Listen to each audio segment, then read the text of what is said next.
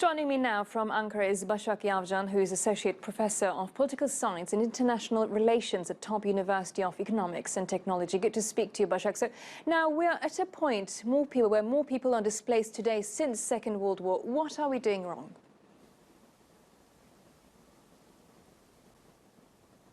Well, where do we start? There are so many ways that we could improve our response to forced displacement, but probably the first mistake that we make is the way we approach the issue.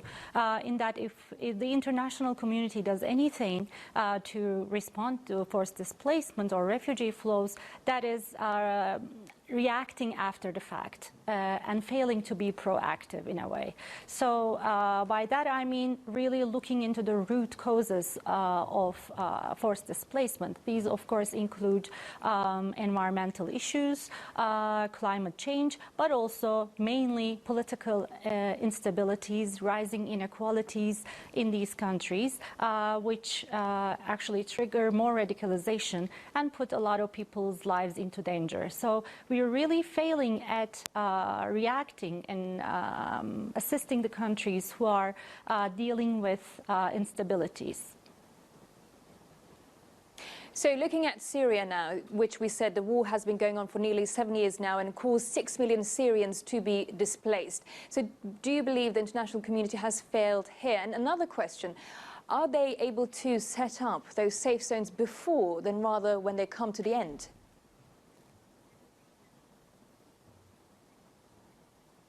Well, unfortunately, of course, we need to look at different parts of the civil war and international community's response to different parts of it. But if we were to look at the, again, root causes, the international community did not react on time as the instabilities were arising in Syria.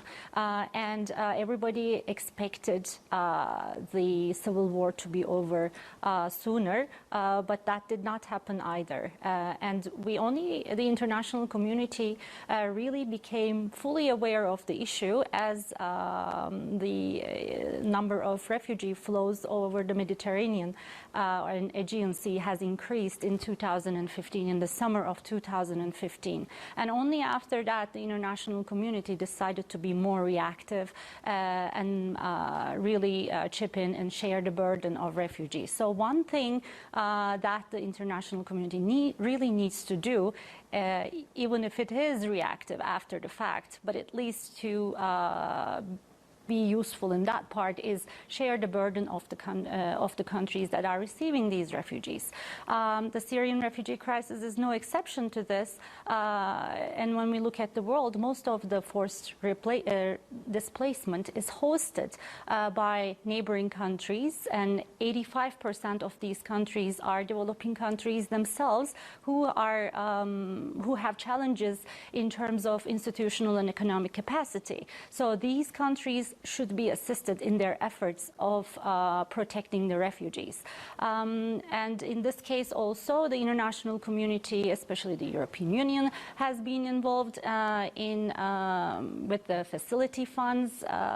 However, really there remains a lot of issues that relate to protecting refugees who are currently in Turkey, including issues of education, access to employment, or social cohesion with the host community, not to mention the prolonged displacement. And as we fail to establish a peaceful environment in Syria, the odds of people returning decline over time and more people start coming in. So we're really hoping at this point that these root causes are addressed as soon as possible so that no more people are forced to leave their lands. Well, that's all the time we have. Thank you very much for that there, Basak Yavcan, and sharing that insight.